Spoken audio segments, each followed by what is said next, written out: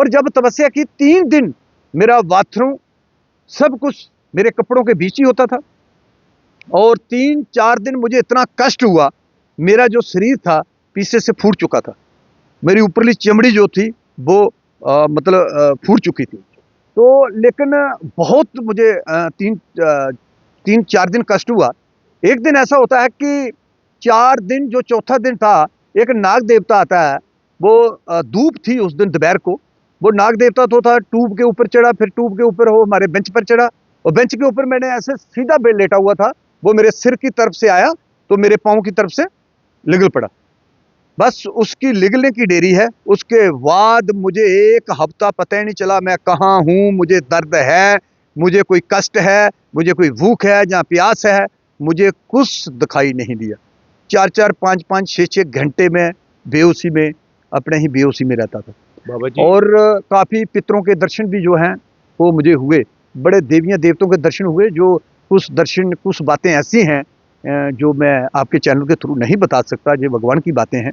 बीते दिनों उन्होंने लगातार 11 दिन तक ना ही कुछ खाया ना ही पिया, और लगातार 11 दिन तक इसी तालाब के बीच में इन्होंने तपस्या की, और वो तपस्या बहुत ही कठिन थी। शाम को मुझे 4 बजे के करीब हुक्म हुआ, तो दूसरे दिन मैं 11:15 बजे जो है तपस्या पर बैठ गया।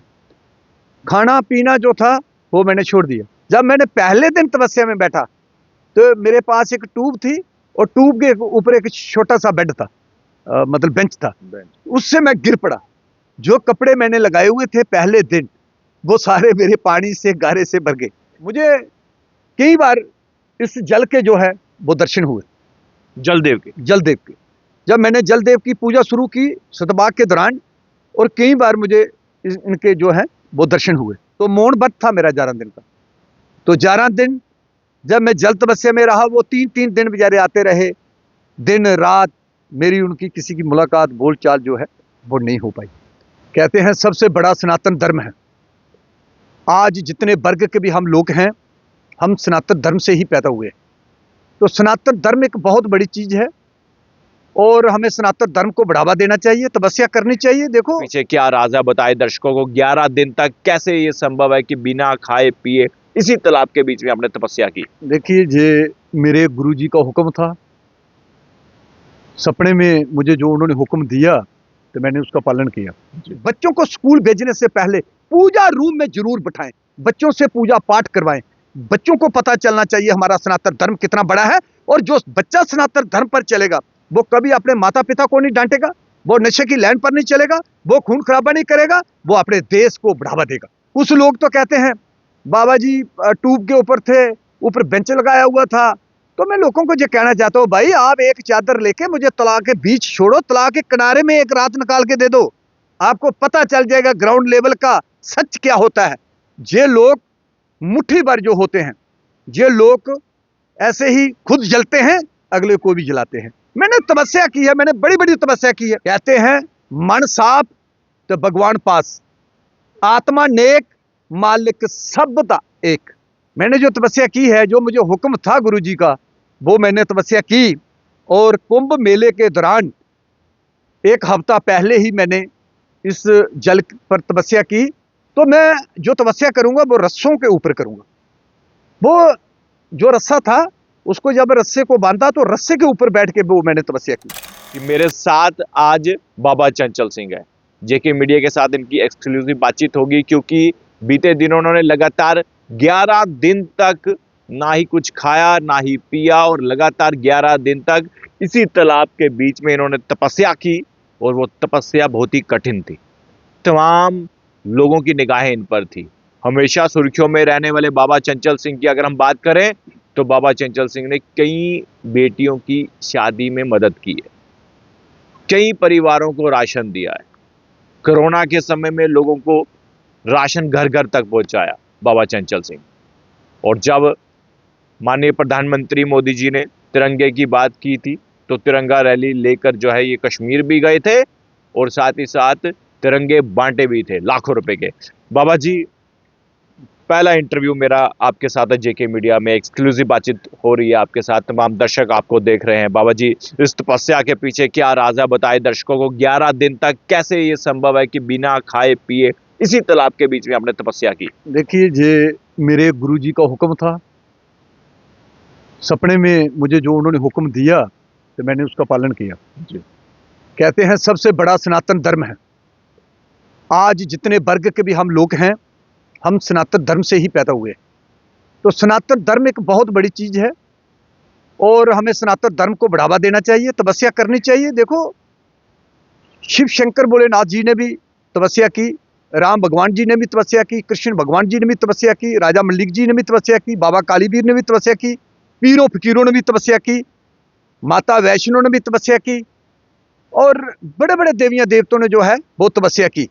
तो इंसान का भी ये फर्ज बनता है, हमें तपस्या करनी चाहिए। अपने इस जन्म के साथ साथ हमें कर्मों को बढ़ावा देना चाहिए। कहते हैं मन साफ तो भगवान पास, आत्मा नेक मालिक सब दा एक।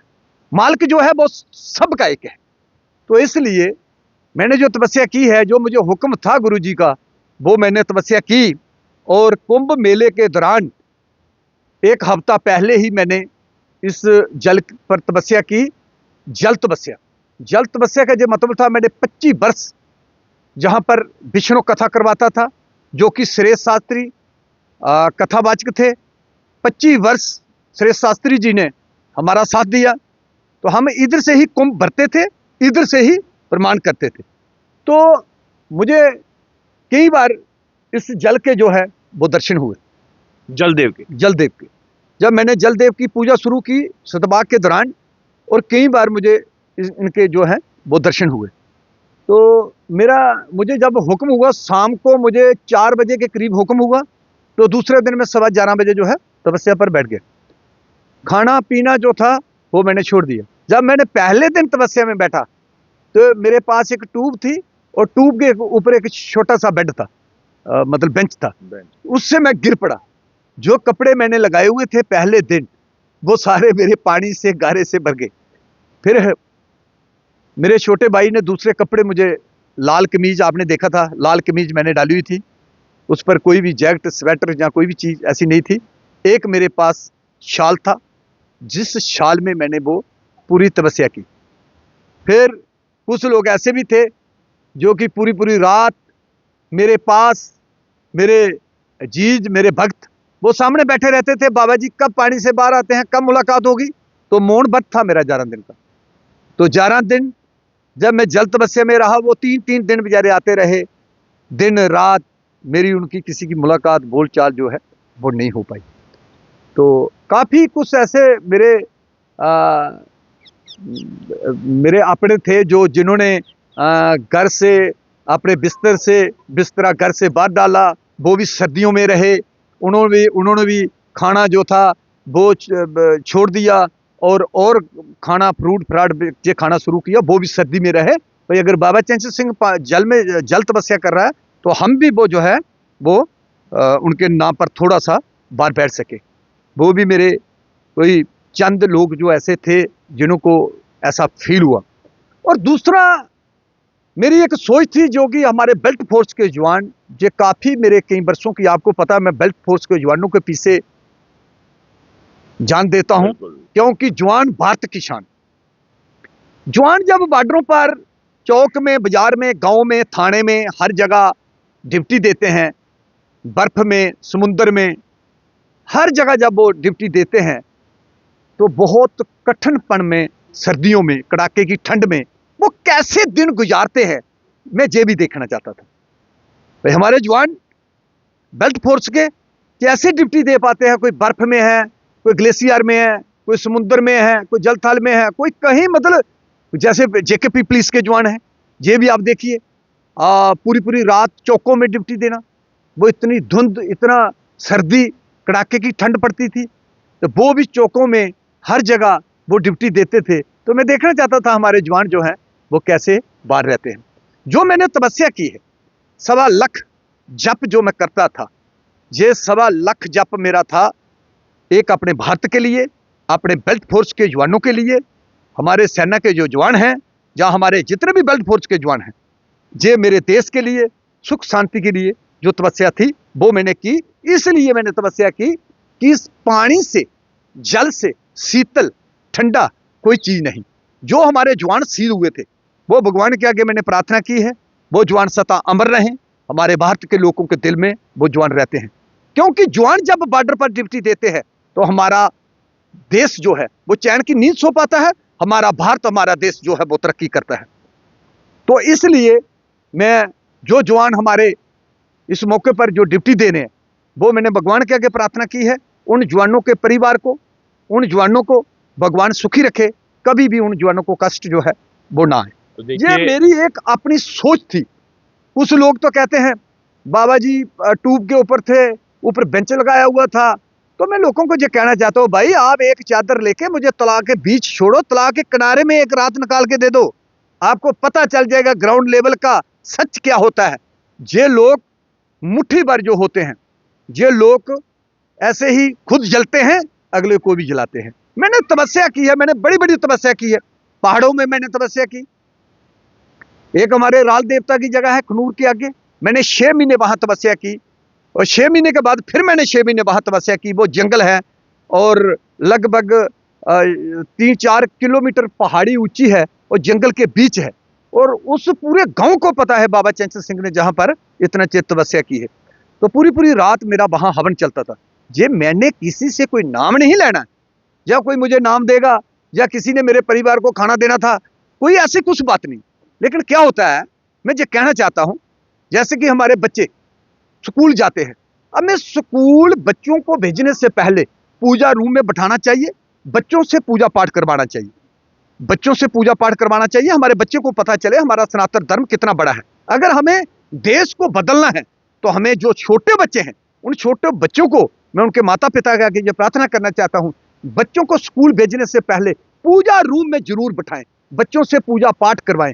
बच्चों को पता चलना चाहिए हमारा सनातन धर्म कितना बड़ा है, और जो बच्चा सनातन धर्म पर चलेगा वो कभी अपने माता पिता को नहीं डांटेगा, वो नशे की लाइन पर नहीं चलेगा, वो खून खराबा नहीं करेगा, वो अपने देश को बढ़ावा देगा। देखिए, बाबा चंचल सिंह मेरे साथ हैं और 11 दिन की इन्होंने जल तपस्या की है, कुछ नहीं खाया, कुछ नहीं पिया। उस समय मौसम भी जो है वो कोहरे का था, सर्दी थी, और इसी तालाब के बीच में इन्होंने तपस्या की। बाबा जी, अब मैं आपसे ये सवाल पूछना चाहता हूँ कि बहुत सारे दर्शक यही सवाल पूछना चाहते हैं कि ये तपस्या आपने की, लेकिन कितनी कठिनाइयों का सामना करना पड़ा, कैसे ये पॉसिबल हो सकता है 11 दिन तक कुछ नहीं खाना, वो भी इस कलयुग में? जब मुझे ये तपस्या का हुक्म हुआ, मेरे मन में जो बात आई, मैंने आपको बताया कुछ 4 बजे का टाइम था, जब मेरे मन में जो बात आई तो कोई 12-13 आदमी मेरे पास बैठे हुए थे। हम सोच रहे थे तपस्या कैसे करें। कोई बोलता है बलियां लगाओ, कोई बोलता है कुछ करो, कोई बोलता है फटे रखो, कोई बोलता है पानी में डूब जाओगे। ये पानी की गहराई जो है 6 फुट से प्लस गहराई है इसकी। तो कुछ हमारे दरिया इलाके के आदमी, चनाब दरिया जो कनूर का है, चंद्रभागा, उसके किनारे में जो लोग रहते थे, कुछ लोग मेरे पास वहां बैठे हुए थे। उन्होंने कहा बाबा जी ट्यूब लाओ, ट्यूब के ऊपर बेड लगाओ, फिर वहां बेंच लगा के पूजा करो। तो छोटा सा एक बेंच था मेरे पास, टूटा हुआ दरबार के बाहर पड़ा था। मैंने बोला इसको लगा दो। तो मैं जो तपस्या करूंगा वो रस्सों के ऊपर करूंगा। वो जो रस्सा था उसको जब रस्से को बांधा तो रस्से के ऊपर बैठ के वो मैंने तपस्या की। और जब तपस्या की 3 दिन मेरा बाथरूम सब कुछ मेरे कपड़ों के बीच ही होता था, और 3-4 दिन मुझे इतना कष्ट हुआ, मेरा जो शरीर था पीछे से फूट चुका था, मेरी ऊपरली चमड़ी जो थी वो फूट चुकी थी। तो लेकिन बहुत मुझे 3-4 दिन कष्ट हुआ। एक दिन ऐसा होता है कि 4 दिन, जो चौथा दिन था, एक नाग देवता आता है। वो धूप थी उस दिन दोपहर को, वो नाग देवता तो था, ट्यूब के ऊपर चढ़ा, फिर ट्यूब के ऊपर वो हमारे बेंच पर चढ़ा, और बेंच के ऊपर मैंने ऐसे सीधा बेड लेटा हुआ था, वो मेरे सिर की तरफ से आया तो मेरे पाँव की तरफ से लिगल पड़ा। बस उसकी लिगलने की देरी है, उसके बाद मुझे 1 हफ्ता पता ही नहीं चला मैं कहाँ हूँ, मुझे दर्द है, मुझे कोई कष्ट है, मुझे कोई भूख है, जहाँ प्यास है, मुझे कुछ दिखाई नहीं दिया।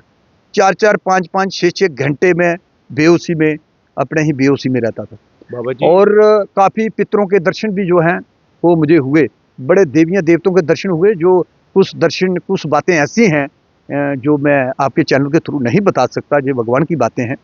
तो मेरा कहने का मतलब ये है कि 41 दिन बिमल जी मैंने आपके सामने घर में भी तपस्या की है, मैंने किसी मीडिया वाले को नहीं बोला, या किसी को नहीं बोला भाई 41 दिन मैंने अन्न त्यागा है, उस दौरान मैं फ्रूट खाता था, या दूध पी लेता था, या दही खाता था। वो मेरी तपस्या उस हिसाब की थी। बाबा जी, ये जो तपस्या है, तमाम जम्मू कश्मीर की आवाम की निगाहें आप पर है कि बाबा जी ने ये तपस्या की है। और आप मुझे ये बताएं कि जब रात के समय में जब ठिठुरती सर्दी थी तो किस तरह से आप जो है बचबचाव करते थे? मैंने आपको बताया है कि 4 दिन मुझे बहुत ज़्यादा कष्ट हुआ। मेरा ऐसा दिल था कि मैं इस बेंच को छोड़ के पानी से बाहर चला जाऊँ। मुझे इतना कष्ट था। जब वो नाग देवते के मुझे दर्शन हुए, जो मेरे से सिर की तरफ से वो क्रॉस हुआ, और उसके बाद जो मेरे शरीर को या मेरे मन को बहुत शांति मिली। मुझे कोई कष्ट जो था वो उस दौरान नहीं रहा। मुझे ऐसा लगता था कोई मैं अपने बिस्तर में सोया हूँ। बहुत गर्मैश मुझे भगवान की तरफ से मिलती थी, और किसी चीज़ का मुझे ऐसे पर लगता था कि मैंने बहुत पानी पिया है, खाना खाया है, मुझे ऐसा लगता था। और कुछ हमारे गांव के लोग ऐसे थे कि रात को 1 बजे, रात को 2 बजे, रात को 3 बजे वो देखते थे। ये तपस्या थी मेरी ओपन, ये तालाबों के बीच तपस्या थी, ये ओपन तपस्या थी। ये सब फिर लोग देखने लगे, मेला लगने लगा, रोज का 1000, 2000, 2500 आदमी आने लगा। तो बाहर मेरे भाइयों ने लंगर लगाना शुरू कर दिया। वो लोग प्रसादा खाते थे, देखते थे, बैठते थे। कुछ लोग ऐसे थे जो कि रात को 10 बजे आते थे, सुबह 4 बजे जाते थे। कुछ लोग ऐसे थे जो पूरी पूरी रात बैठे रहते थे तालाब के किनारे में। बाबा जी कब बाहर आते हैं, बाबा जी क्या खाते हैं, बाबा जी क्या बाहर जाते हैं या नहीं जाते हैं। ये लोगों का एक वहम था। तो मैं ये कहना चाहता हूँ, जो तपस्या होती है, कहते हैं कर्म बलवान, बलवान ही भगवान, कर्म जन्म जन्म। जहां कर्म साथ दे सकते हैं, जहां जप तप तपस्या साथ दे सकती है, वहां कोई साथ नहीं दे सकता। हमारा परिवार भी साथ वहां नहीं दे सकता। लेकिन कहते हैं कर्म बलवान, बलवान ही भगवान, कर्म जन्म जन्म। कर्म जो है वो जन्म जन्म साथ देता है। हमें जप तप तपस्या, हवन यज्ञ, गौ पूजना, कंजक पूजना, ये हमें करनी चाहिए। सनातन धर्म को बढ़ावा देना चाहिए, अपनी आत्मा को जगाना चाहिए। कहते हैं रचना रचने वालिया तो खुद रचिया, कण कण बिच मेरा भगवान बसिया। कण कण बिच जो है भगवान बैठा हुआ है। कीड़ी मकोड़े में, पखरू पखेरू में, हर जानवर में, हर पंछी में, हर पेड़ में, हर जल में भगवान बैठा हुआ है। जब हम भगवान को कण कण में देखेंगे, एक ईंट में, एक धरती माता में, एक मिट्टी में, हर जगह जब हम उसको देखेंगे, तो कोई भी आदमी जो है वो अपराध नहीं करेगा। बाबा जी, जब आपको इसी जलदेव के दर्शन हुए तो क्या बातचीत, मतलब क्या कुछ हुआ उस समय? उस समय जब मुझे इसके दर्शन हुए थे, उस दौरान जब मैंने सतवा कथा रखी हुई थी विष्णु भगवान की, तो मैं रोज एक आरती की थाली जो है तालाब के बीच प्रमाण करता था। थाली के बीच लौंग, लाची, मेवा, फूल और जोत देसी घी की होती थी। और जब मैं उसको पूजा, पंडित तो हमारे साथ पूजा करते थे, तो एक थाली में 7 दिन सतवा था, 7 जोतें, 7 थाली जो थी मैंने इनमें छोड़ दी, प्रमाण की। और वो जिस दिन हमें कुंभ को प्रमाण करना था, उस दिन रात को मुझे एक सुखना आता है। एक चिट्टे कपड़ों वाला आदमी जो है, बहुत बड़ा लंबा जो है, तालाब के सेंटर से बाहर आता है। फिर वो तालाब से जब बाहर निकलता है पानी से, वो पानी से वो पहले खड़ा होता है, उसके बाद वो चापी, मतलब ऐसे चापी मार के तालाब के पानी के ऊपर बैठा हुआ होता है। फिर वो तालाब जो है वो छल देता है जैसे समुद्र। यही तालाब, ये बोर्ड बड़, ये मुझे दिखाई देता था, सपने की बात है। और जब मुझे ये जगा हुआ तो मुझे बहुत जबरदस्त दर्शन जल देवते थे वो हुए। लेकिन इसमें आप देखते हो तालाब में पानी बारिश का आता है, गंदगी भी आती है, अच्छा भी है, बुरा भी है, जो भी है। लेकिन फिर भी मैं सुबह उठकर इस जल का जो तालाब की पूजा करके जल देवते की, फिर मैं इसका जल जो था वो थोड़ा पीता था। उसके बाद मैं अपने दरबार में पूजा करता था। इसलिए मेरा जो मन था भाई मैं जल के किनारे में बैठ के तपस्या करूं, ये मेरा मन नहीं था भाई मैं तालाब के बीच बैठ के तपस्या करूं। ये तालाब के किनारे में बैठ के मैं तपस्या, हुक्म हुआ आपको? हुक्म हुआ तो मैं तपस्या करना चाहता हूँ। लेकिन तालाब के किनारे जब हुक्म हुआ तो मुझे तालाब के बीच जाना पड़ा, तालाब के बीच बैठने पड़ा। तो उस दौरान बहुत धुंधें थी, ठंड थी कड़ाके की। लोग देखते थे बाबा जी मर गए हैं, जीवित हैं। घर वाले भी परेशान थे। हमारी माता जी थी, वो उसने 3 दिन 4 दिन खाना नहीं खाया। वो क्या हो रहा है इसको, ये मर जाएगा जी, इसको क्या से इसको बाहर निकाल लो। तो मुझे मेरे जो भाई थे वो पूरी रात मेरे पास, जहाँ इस कलयुग के दौरान सब भाइयों ने एक हमारे चाचा जी का लड़का था, उसका नाम है कासा, 11 दिन तो वो रहा हमारे पास। और हमारे भाई, हमारा बॉडीगार्ड, लगभग सारे पूरी पूरी रात मेरे पास जहां पर बैठे हुए रहते थे। और कुछ भाई दिन को सो जाते थे, कुछ भाई दिन को ड्यूटी देते थे, कुछ रात को देते थे, क्योंकि मैं तालाब में बैठा हूं, कोई भी घटना ऐसी जो है वो ना घटे। तो ऐसी बातें थी मेरे मन में, तो यही है, मैं भाई आपको बता देना चाहता हूं। जैसे कि लोग कहते हैं ना, नंगे आए तो नंगे जाना, ना कुछ लेके आए तो ना कुछ लेके जाना, सारे काम छोड़ो भगवान का नाम त्याना। हमें भगवान का नाम त्याना चाहिए। आप बताइए, गरीब भी इस धरती पर रहेगा, अमीर भी इस धरती पर रहेगा। दूसरा मैं जो लोगों को कहना चाहता हूं कि माता पिता के चरणों में जंत है। माता पिता जो है वो भगवान के रूप है। सबसे बड़ा रूप जो है वो माता पिता ही है। जमीन से बारी माँ, समान से ऊंचा पिता। हमें माता पिता का कर्ज एक मिनट का भी, जो सेकंड का भी जो है वो नहीं चुका बाबा सकते। जी, आपकी तपस्या पर बहुत सारे लोगों ने ये भी कहा होगा कि आप तो एक राजनेता भी हैं और राजनीति भी आप करते हैं, तो उसके बाद जब आपने ये तपस्या की, इसको लेकर भी बहुत सारे लोगों ने जो है जो टिप्पणियां की, उनको क्या कहना चाहेंगे? मैं ये कहना चाहता हूं, जो मुख्यमंत्री मैं बना हूं वो बन जाए। जो मुख्यमंत्री मुझे बना दिया ना किसी सरकार ने, वो बन जाए मेरे भाई। मैं इनको जो सिर्फ ये कहना चाहता हूं, सनातन धर्म को बढ़ावा दें, गौ पूजना करें, बच्चियों का दाज दान ना उठाएं, माता पिता की पूजा करें, नशे से दूर रहें, सनातन धर्म को बढ़ावा दें। अपने अपने बच्चों को स्कूल भेजने से पहले पूजा रूम में बिठाएं। हमारे आने वाली पीढ़ी को पता चले हमारा सनातन धर्म कितना बड़ा है। हमारे प्रधानमंत्री नरेंद्र मोदी जी ने राम मंदिर बनाया, पूरे वर्ल्ड को, पूरे देशों को दिखाया। उसकी वजह क्या है? वो एक संदेश था। हमें सनातन धर्म को बढ़ावा देना चाहिए, हमें मंदिरों में जाना चाहिए, हमें पूजा पाठ करना चाहिए। एक ज्ञान होता है पढ़ाई का, जो पढ़ाई का ज्ञान होता है ना, वो भी पूरा ज्ञान नहीं उतर पाता है। आपने देखा है, मैं ये कहना नहीं चाहता हूं, मैं चिड़ियाघर में जाता हूं, लोग चिड़ियाघर में जाते हैं, अपना आनंद लेते हैं, पंछियों को देखते हैं, जानवरों को देखते हैं, पिंजरे के अंदर ढके हुए हैं। कुछ ऐसे जानवर हैं जो लोगों के घरों में पिंजरों में बंद हैं, लेकिन मैं उन जानवरों को कैसे देखता हूं? मैं एक भगवान का रूप समझ के उनको देखता हूं। वो जानवर, वो पंछी हैं जो पिंजरे के अंदर हैं, वो आत्मे हैं जिन्होंने निजायज लोगों को जेलों में बंद करवाया है, निजायज लोगों को सजा दी है। कसूर किसी ने किया है और सजा ऐसे लोगों को मिली है। वो भगवान ने इस जन्म में उनको पिंजरे में बंद करके रखा हुआ है। वो भी भगवान देख रहा है, भाई आप भी पिंजरे में बंद रहो, आप लोग आपको देखेंगे, घूमेंगे फिरेंगे, अपना आनंद लेंगे, आप पिंजरे के अंदर बंद रहो। कर्म बलवान, मैं बार बार ये इसलिए कहता हूं, कर्म जो है ये सबसे बड़ा है। ये कहते हैं 4 दिन का मंगल मेला होता है ना, मंगल मेला जो हम धरती पर आए हुए हैं, मृत्यु लोक में कहते हैं पतालपुरी देव, मृत्यु लोक स्वर्गपुरी देव। कहते हैं 4 दिन का मंगल मेला, सता नहीं रौना ना की महानी महानो लोको इस जिंदड़ी दा, एक दिन मरी जाना ते मुक्की जाना, इस मिट्टी दा विच मिल जाना, कख भी कन्ने नहीं जाना।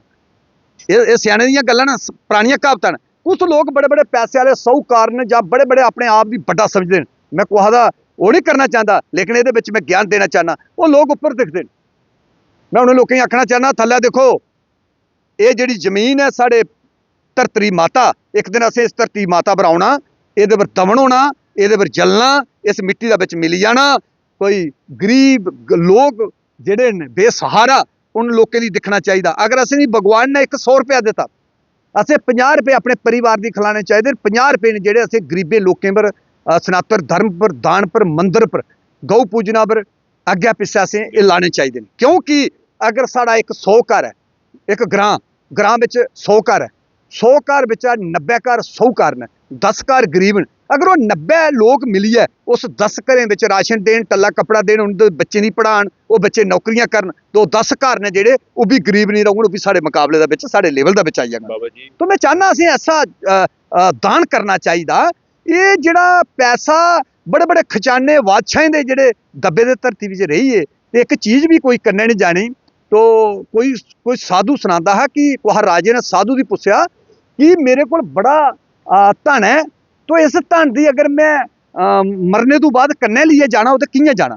तो साधु संत ने आख्या कि ये जिहड़ा तेरा आपके पास धन है, इस धन को, इस पैसे को आप गरीबों पर लगाएं, गरीबों के घर बनाएं, गरीबों की बच्चियों की शादी करवाएं, गरीबों को खाना खाने के लिए पैसा दें, गरीबों की मदद करें, अगर आप एक 100 रुपए का दान करोगे, 1000 रुपए का फल अगले जन्म में आपको जरूर मिलेगा। तो ये इसी तरीके से अगर आपके पास 2 लाख रुपए का दान है, तो कई लाख रुपया आगे बढ़ सकता है भगवान के चरणों में। तो भगवान ही तो इंसान को देता है। जब हम अपनी माँ की कोख में जन्म लेते हैं, ना उस दौरान हमारे शरीर पर कपड़ा होता है, ना पैसा होता है, ना घर होता है, ना सोना चांदी होता है, ना हमारे पास उस दौरान कोई जमीन होती है, कुछ भी नहीं होता। तो हम एक नग्न रूप में इस मृत्यु लोक में आते हैं। जब इस मृत्यु लोक में हम पहुंच जाते हैं, जो हमारी जवानी है, जो बचपना है, वो खेलने में गुजर जाता है। तो जो हमारी जवानी है वो हनकार में गुजरे जाती है। जब बुढ़ेपा आता है, कहते हैं हड्डियों गोडे रेद राम जपन डे, फिर राम कहाँ मिलेगा। तो इसलिए मैं ये कहना चाहता हूँ, माता पिता की सेवा करें और भेदभाव से ऊपर उठकर जिए। कभी भी किसी से भेदभाव ना करें। मैं देखता हूं भेदभाव जब पिछले जमाने में होता था, या आज भी कुछ लोगों के अंदर कोई अहंकार है, तो मैं उन लोगों को यह बताना चाहता हूं, जब आप लोग बीमार होते हो तो कहीं डॉक्टर के पास जाते हो, वहां 4 बोतलें खून की जरूरत पड़ती है।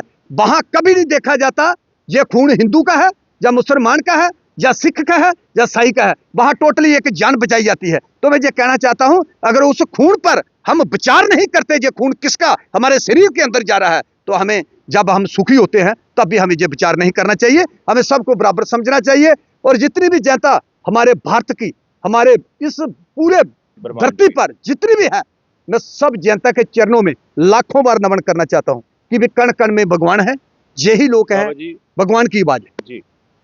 जल तपस्या आपने कर ली, आने वाले समय में कौन सी तपस्या करने वाले हैं, बताइए जेके मीडिया के दर्शकों को। सर, आने टाइम पर मैं अग्नि तपस्या करूंगा, अपनी सारी जिम्मेदारी खत्म करके घर की। तो मैं अपने शरीर के कपड़े से लेके हर चीज त्याग दूंगा, घर परिवार, इस समाज में। क्यों कि भगवान ने मेरे से बहुत कर्म जो हैं वो मालिक ने करवाए हैं। तो मैं ये कहना चाहता हूं, सिर्फ मैं ऐसी तपस्या करूं कि जो भगवान को पा सकूं पूरे तरीके से, मतलब अपना अगला जन्म जो है उसको सुधार सकूं, उसको अच्छा समाज के लिए, भारत के लिए किस मांग सकूं। क्योंकि भारत की सुख शांति के लिए आज हमारे लाखों करोड़ों साधु जो हैं, आपने देखा है कुंभ मेले में कितने साधु हैं जो तपस्या कर रहे हैं, उनके शरीर पर कपड़ा भी नहीं है। उसकी वजह क्या है? वो भारत के लिए, भारत की सुख शांति मांगते हैं, भारत की तरक्की के लिए वो तपस्या करते हैं, भक्ति करते हैं, हमारा भारत जो है वो सदा सुखी रहे। तो यही आने वक्त पर जब मैं संसार को, भारत को छोड़ने वाला हूं, तो मैं सिर्फ यही अग्नि तपस्या के बाद अगर मैं जीवित रहा, तो मैं, भगवान ने चाहा, अपनी सारी जिम्मेदारी खत्म करके तो मैं भगवान की तपस्या जो है वही करूं। चलिए शुक्रिया। तो देखिए, जेके मीडिया से बातचीत की है एक्सक्लूसिव बाबा चंचल सिंह ने, सीनियर लीडर भी है भारतीय जनता पार्टी से, और इनके पास जो है शक्तियां भी हैं। आप याद रखिएगा, जो तपस्या की है इन्होंने, और इनके स्वप्न में जो है जलदेव भी आए और उन्होंने इनको आज्ञा दी कि जल तपस्या कीजिए। और उसके बाद अब बाबा चंचल ने ये बड़ी बात कही है कि इसके बाद ये अग्नि तपस्या करने वाले, और वो किस कदर होगी ये बेहतर अब बाबा चंचल सिंह ही जानते हैं। लेकिन बड़ी बात तो ये है कि सनातन जो है वो तपस्याओं से है। याद रखिए, ऋषि मुनियों ने तपस्या की, साधु संतों ने तपस्या की, और इस कलयुग में तो पाप जो है वो पीक पर है। लेकिन इस कलयुग में भी बाबा चंचल सिंह जैसे, सर ये कलयुग नहीं है, ये सबसे पावरफुल युग है। इसको बोलते हैं कर युग। इसको किस चीज की भूख है? कर युग को किस चीज की भूख है? कर युग का मतलब है करना, तपस्या, जप, तप, पुण्य, सतवा, कथा, विष्णु कथा, गीता पढ़ो, ये गौ पूजना करो, गौ को घास डालो, दाला डालो, मतलब तपस्या करो। जितना पुण्य कर्म दान आप इस धरती पर करोगे, इतना ही कल युग जो है वो समाज को सुखी रखेगा। चलिए शुक्रिया। तो देखिए, बाबा चंचल सिंह ने बड़ा बयान दिया है। जल तपस्या के बाद अब अग्नि तपस्या करने वाले हैं, वो किस कदर होगी ये अब बाबा चंचल ही बेहतर जानते हैं। लेकिन इस बातचीत में आपको क्या लगा कि बाबा चंचल सिंह की तपस्या को लेकर आप क्या कुछ कहना चाहते हैं? अपनी राय जरूर कमेंट बॉक्स में रखिएगा। देखते रहिए जेके मीडिया, आपका मन पसंदीदा चैनल। धन्यवाद।